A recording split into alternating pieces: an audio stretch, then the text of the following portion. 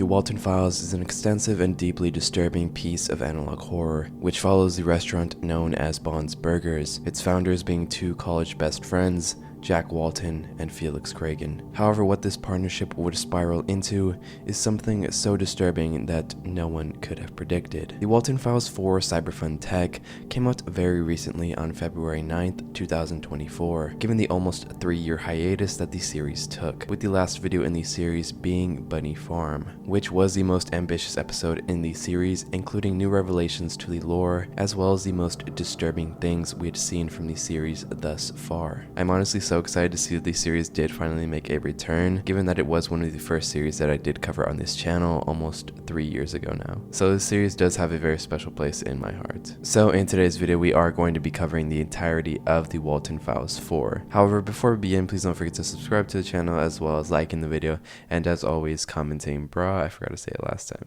But real quick, I did want to thank FlexiSpot for sponsoring this video. So because I spend a lot of time working at my desk, I found that my lower back has really been starting to ache, especially when I do pull all-night editing sessions. That's why I decided to partner with FlexiSpot and try out their C7 chair. It has self-adaptive dynamic system where lumbar support cushion detects subtle changes in your posture and automatically adjusts itself as you move around to ensure constant support. It's adjustable in all directions according to individual height and weight, truly achieving a customized fit. It has great forward-leaning position which relieves pressure and prevents fatigue during long hours of sitting, which is nice for me, especially when I'm editing for a while. And the 20-inch seat provides plenty of room for you to sit cross-legged on the C7. It's designed for all heights, can accommodate a hip width of 21 inches and shoulder width of 26.77 inches, has a 30-day free return, and available in both mesh and foam options. And there is also the Essential Office Chair C3, which is available for under $200 as well. The C7 is suitable for anyone who spends long hours sitting, whether you're a freelancer, finance professional, or IT specialist. So use the exclusive code C730 to purchase the C7 now and enjoy a $30 discount. It's the best time to buy the C7.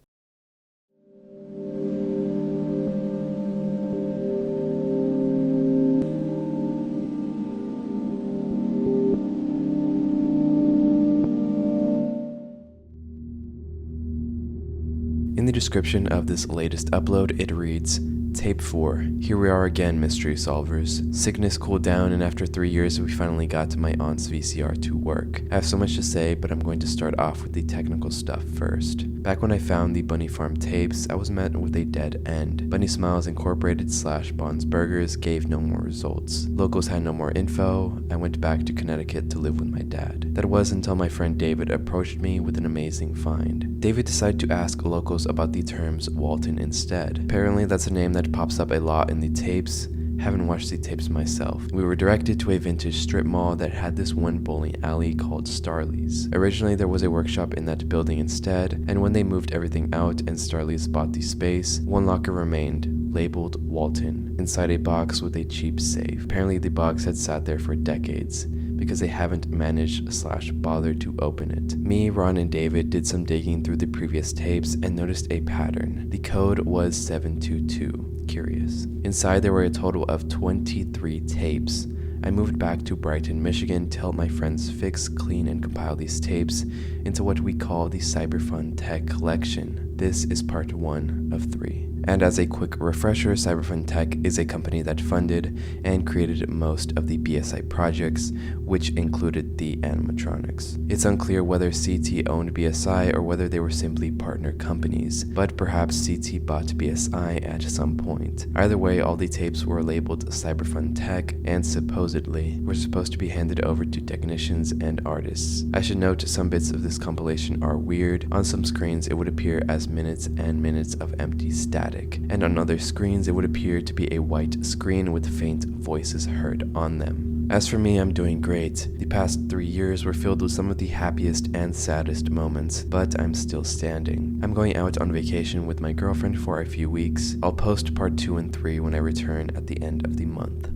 Anthony. And with all of this being told to us, the tape then begins. The Walten Files episode 4 begins with a flashback of Ed and Molly on the fateful night on which their lives would, unfortunately, no longer continue.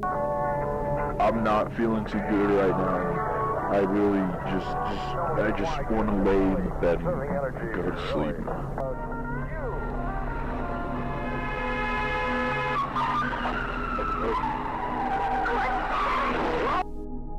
Molly and Ed can be seen wandering the halls of their school during the spring event that their Uncle Felix had taken them to. And if you recall, their father, Jack Walton, was unable to take them to the dance, so he called in a favor from Felix, saying if he could take them to the dance and then take them home afterward. Felix had said he'd pick them up at 5 and return the children by 9 p.m. However, this didn't happen. Molly and Ed are then seen walking into the adult zone, where Felix had been spending the night, drinking away his sorrows after his wife, Linda, had left him this very night.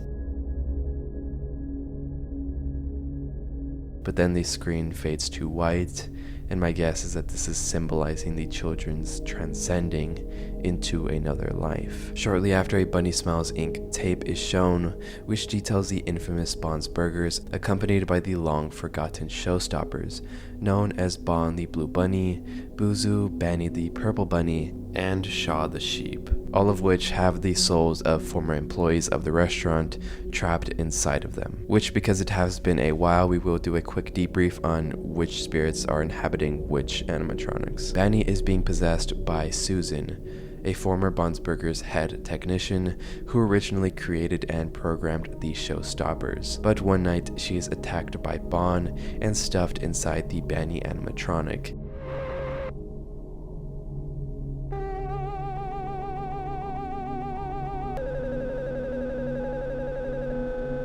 Saying, quote, "I am still alive, but I can't move, and I'm having trouble breathing, and my stomach feels weird," implying that she was unalived from starvation inside of these suits, which is really dark. Boozoo the Clown is being possessed by Charles, another former employee of Bond's Burgers, and this was confirmed in Bunny Farm, as we can see the mangled, smiling corpse of Charles inside of Boozoo, then disappearing, leaving the eyes and mouth.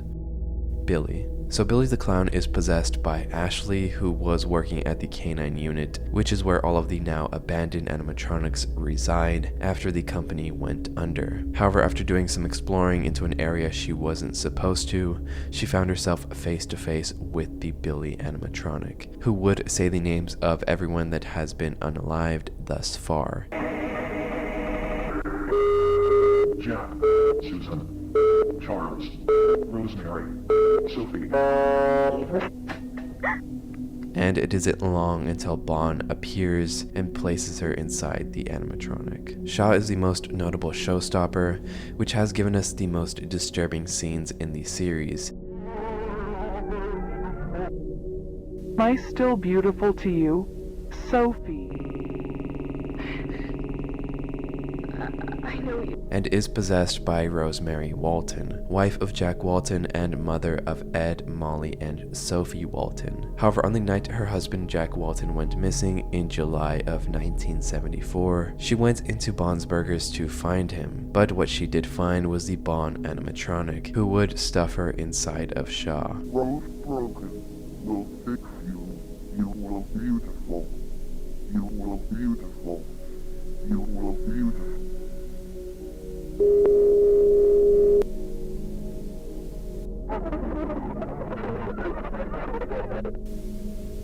When she woke up, she looked beautiful. It felt like every single part of her body was bleeding out.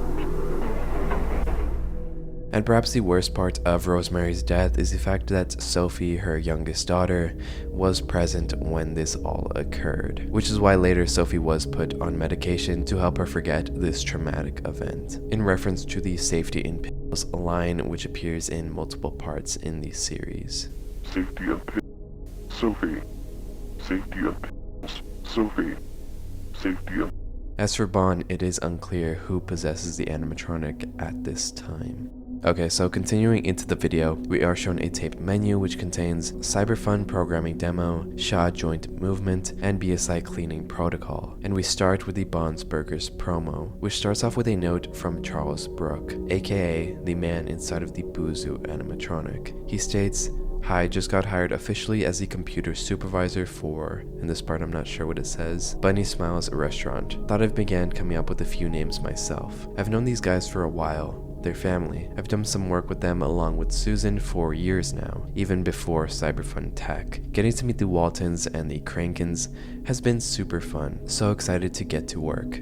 The future is bright. And this letter is dated on October 10th, 1970. And just for reference, Jack Walten would go missing on June 11th, 1974. So it places this tape 4 years before everything would kind of go wrong. We're then shown a performance of the Showstoppers that is incredibly eerie, which concludes with this.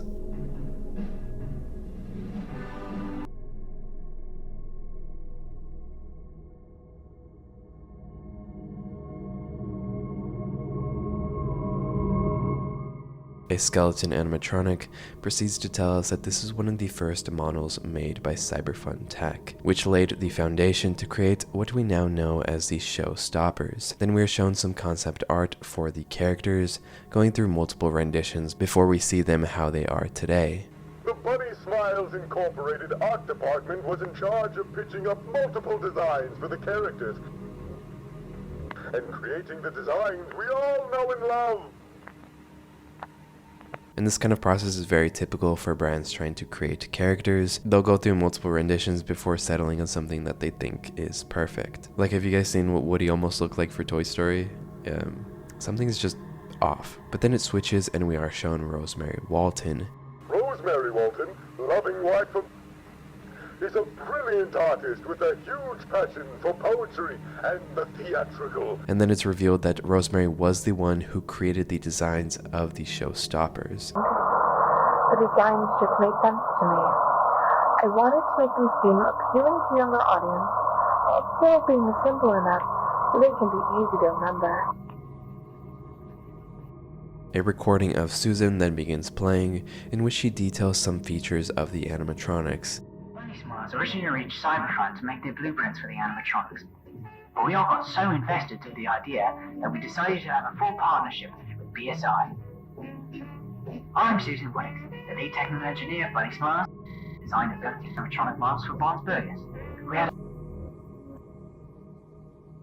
But then things get very unsettling as the tape glitches out and we get this message, which after some editing to make it legible reads this. Mr. Kranken, this is Norman. I'm sending you this letter on behalf of our deal between Bunny Smiles and Cyberfun Tech. Most importantly, the well-being of our Cyberfun staff. We've been getting a lot of complaints about a member of our staff going missing who was highly associated with you and your team. Susan Woodling has been missing for a week now, and here in Cyberfun Tech we are working as hard as we can to locate and to get in contact with her. Is there perhaps any blank hand us to help locate our missing employee? I'm going to be entirely honest with you, Mr. Kranken, and tell you I have some questions and suspicions about whatever is going on with your company. Whatever it is, it's making both your company and mine look bad to public light. So again, is there anything that could help us find Susan? Write us back immediately. Thank you.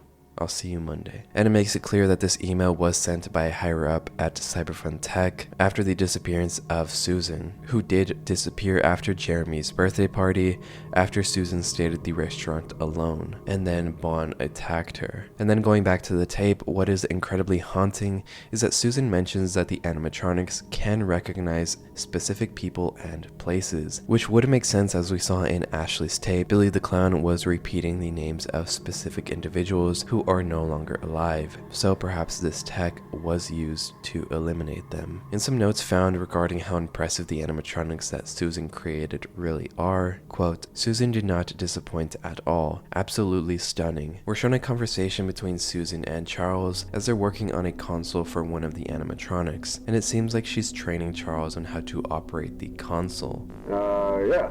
Yeah, I am. Right. Test 203. Movement. Alright. We're shown the layout of the room as it appears on the console, and the goal is for Banny to make their way to them without bumping into anything or falling. And if it fails, they have to test it until it works, which does lead to this very heartfelt moment between Charles and Susan. Alright, everything seems fine so far. Should the robot be so close to the table? I don't think I told you to watch for the table, man. Damn it. Sorry.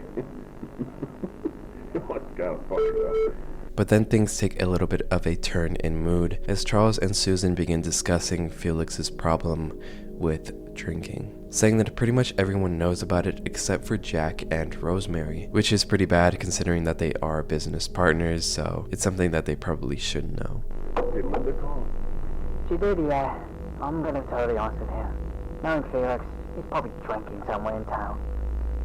Does Jack or Rose know? Nope, I don't think Linda told him about it either. Susan, we have to tell them. I think even Chris knows about the...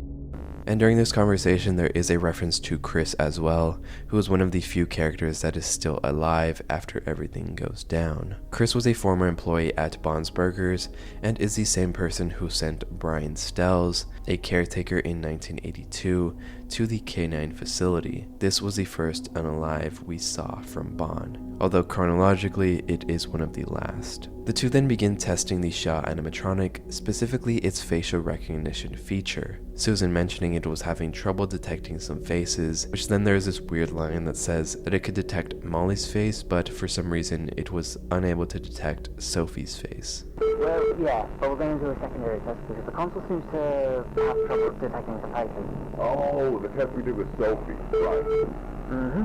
And again, these are both Jack Walton's kids, so it's strange that it had trouble detecting Sophie's and not Molly's. Then Susan asks Charles about his daughter Lily, to which he says she's with her mother this weekend.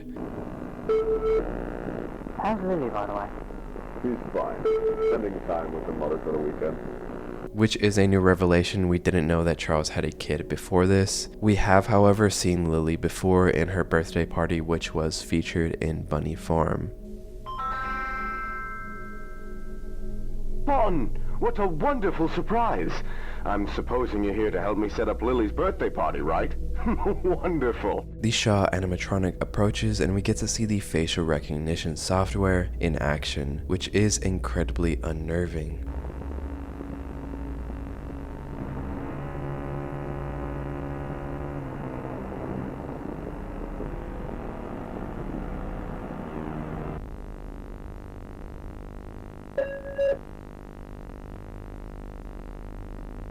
The tape switches and we get this very disturbing segment where it looks like there is this child standing in the corner of the room. It is, however, unclear who this is, but it could be Charles's daughter Lily or even Molly. May 13th, 1974. Susan and Charles are testing the animatronics once again, however this time they're talking about the passing of Molly and Ed.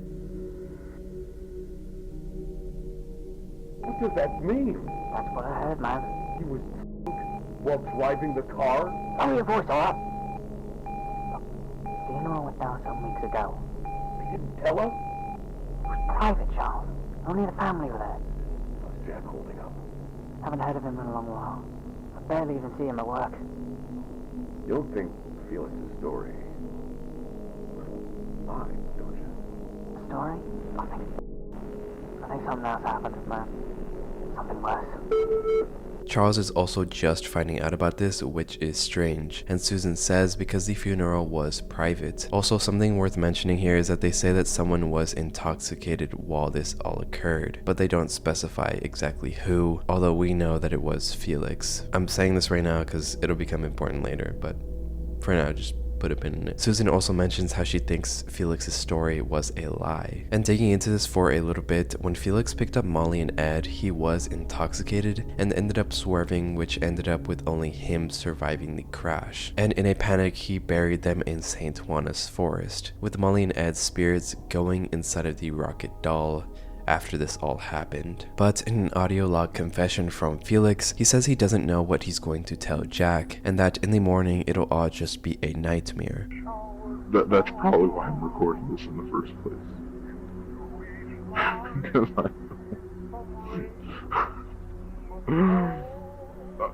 I know I'll wake up tomorrow and I'll think this was all just a nightmare. They were just children. Jack. Oh God, what am I gonna tell Jack?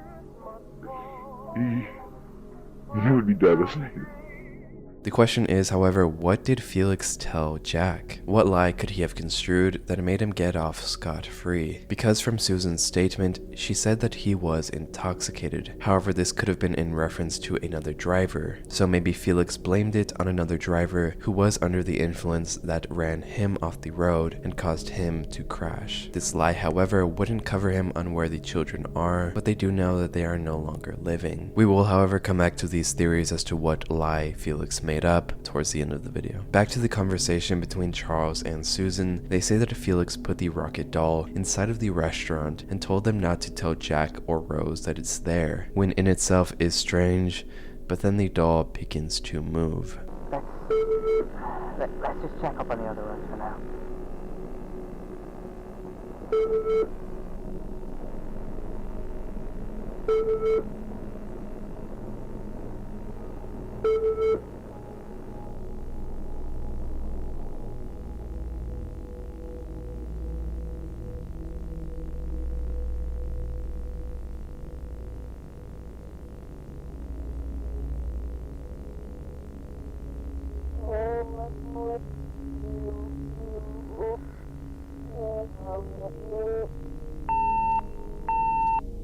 The facial recognition software picking up on it, and we can see that it's Ed and Molly inside the doll. The tape then switches to June 30th, 1974, also known as the first birthday party at Bond's Burgers for a kid named Jeremy. Technical support audio log number 3, June 30th, 1974. Jeremy's birthday party finished an hour ago. I decided to stay and help the employees clean the place. But also the day Susan would go missing.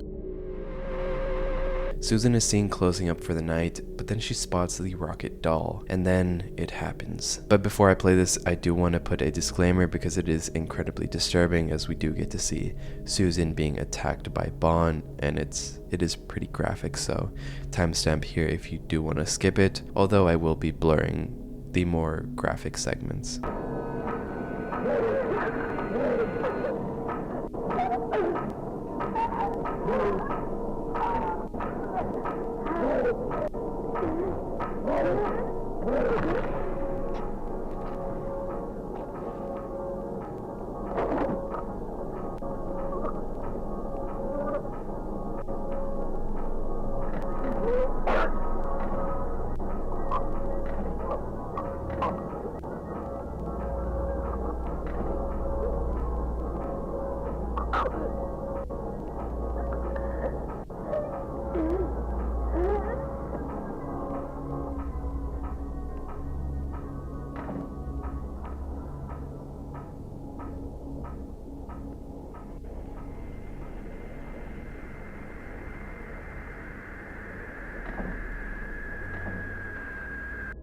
We're then shown Jack Walton driving down the road and pulling up to Felix's house the night of the crash. Jack bangs on the door, demanding for him to let him in, asking where his children are, since he hasn't been answering the phone, which results in this incredibly dark scene.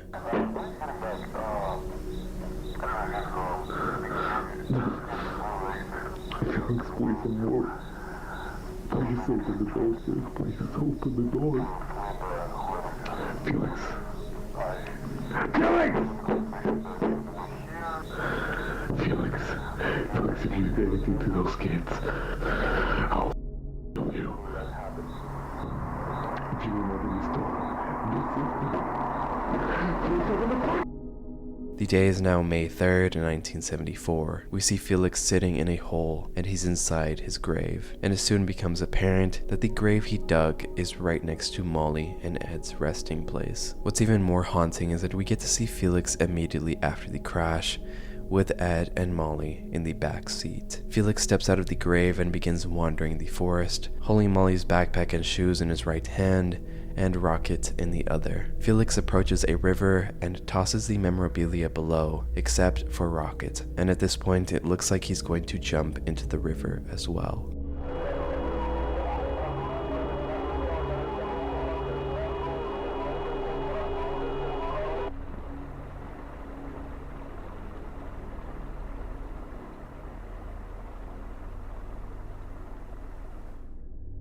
On May 5th, in an audio log which was recorded 3 days after the accident, Felix details how he finally told them what happened to Molly and Ed. I finally told them what happened.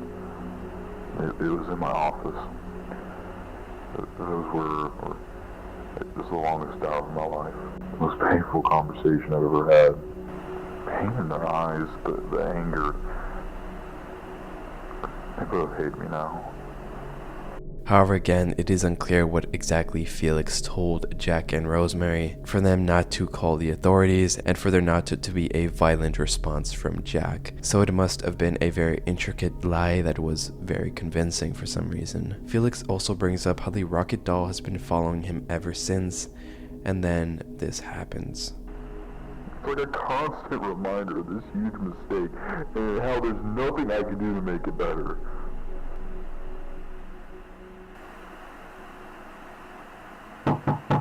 What?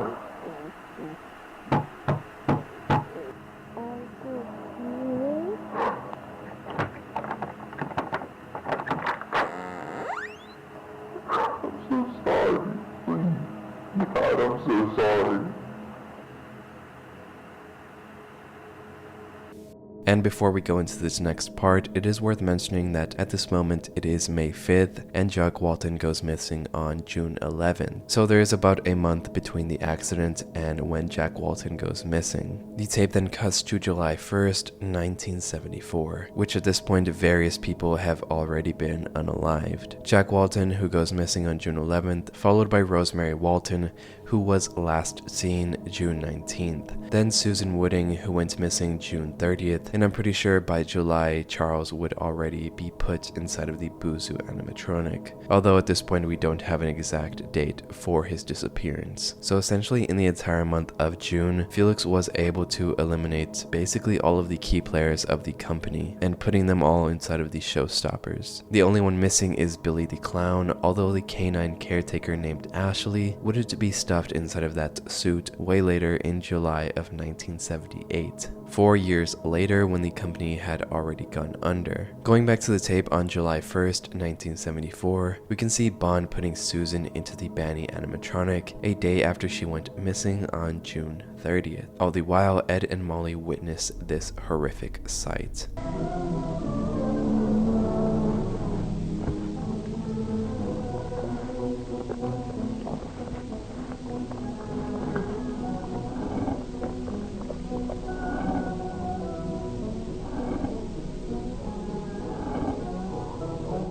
And also something that's really messed up in this segment is that if you do turn up the volume, you can actually hear Susan's flesh being moved around inside of the animatronic. After this, we can see Ed and Molly speaking, saying, quote, "Quick, she's in here. Molly, I don't think we should. You saw what he did to her. He hurt her. He made her bleed. I don't want her to be hurt anymore. It's not fair. Molly, that's not our problem. Please, Ed, we have to find her. She doesn't deserve this. We have to. Fine, but be quiet." And this place they're in seems to be this purgatory-like state where lost souls go to wander. And then we see Susan's soul wandering this place. And soon enough, she is approached by a voice who coins this place Wonderland. Don't you worry. You're in safe hands, Susan. Welcome to Wonderland. Your new home. The voice telling her that her heart is still beating, but her body is functionless now. Out there, she's slowly suffocating, which is why she's here.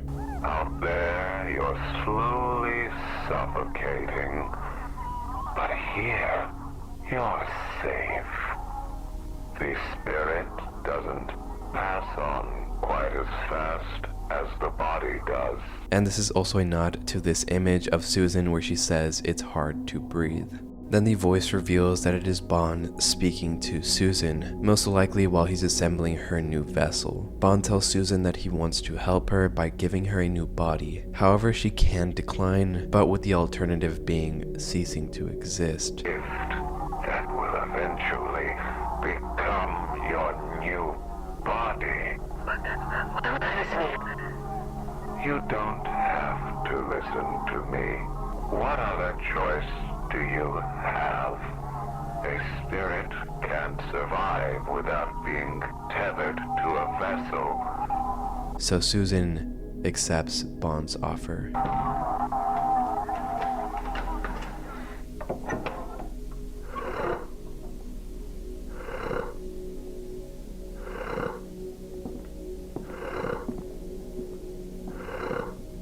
And a moment too late, Molly and Ed arrive to find both Susan and the strange figure are gone.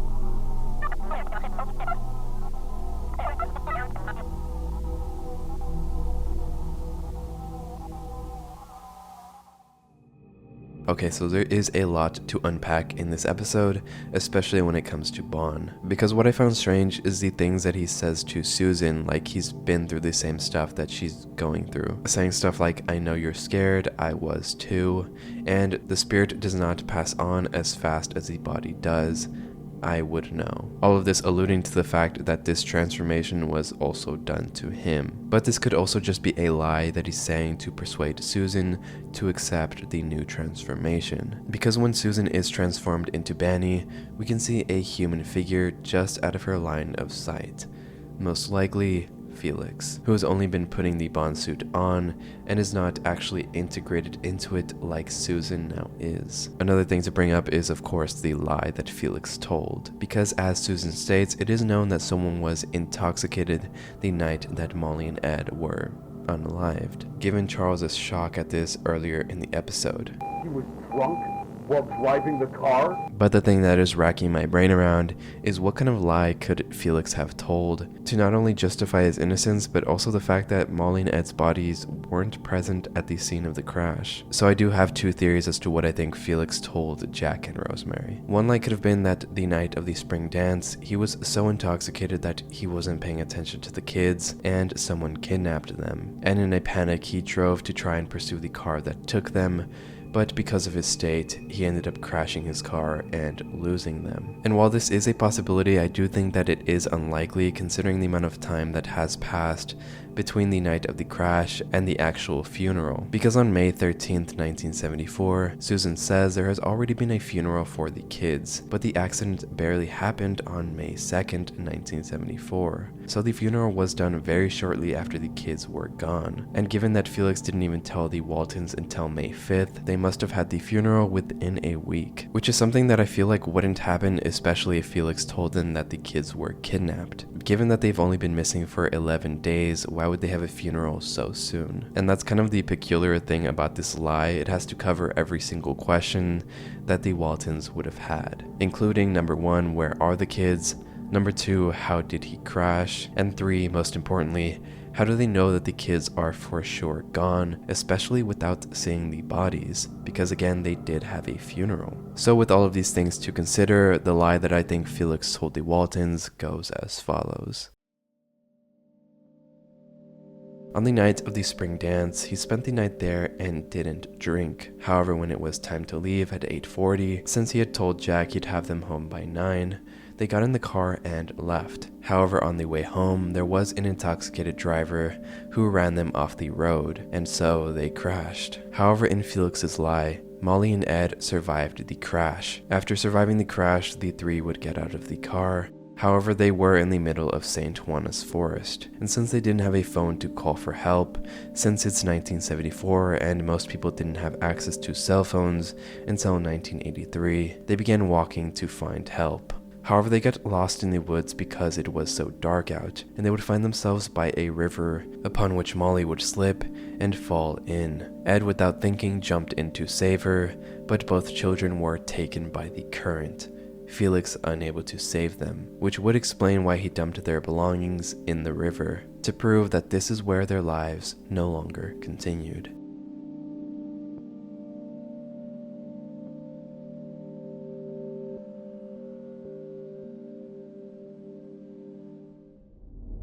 Okay, now I get that this is kind of a long shot, especially because it's so specific, and there isn't much to back it up either, but it would check off all of the questions that Jack and Rosemary would have. The first one, where are the kids? Lost in the river. How did he crash? There was an intoxicated driver. How do they know the kids are gone? Their bodies were lost to the river. But yeah, that's kind of the theory that I do have right now, so I do highly encourage you guys to come up with your own, because I would love to hear them. But the criteria for the theory, based on what we know right now, it has to answer where are the kids, how Felix crashed, and how do the parents know they're definitely gone. It also has to include someone being intoxicated that night, most likely Felix. But yeah, there are 2 more installments that are soon to come, so I will be covering those as well. So subscribe if you do want to see that as well. But yeah, huge thank you to my channel members, as well as my ultimate tiers, Kareem Ariano, Dreaded Tor, Alejandro from the Tower, K-Pop Lover X3, and 1998. If you want to support the channel and get early access to videos, it's only $1.99, and you get your name right here. But yeah, thank you so much for spending some time with me. It's always super great. Your time is super valuable, so I appreciate you spending it with me. Also, I was super sick, so I appreciate you bearing with me as well. Yeah, see ya. Love you.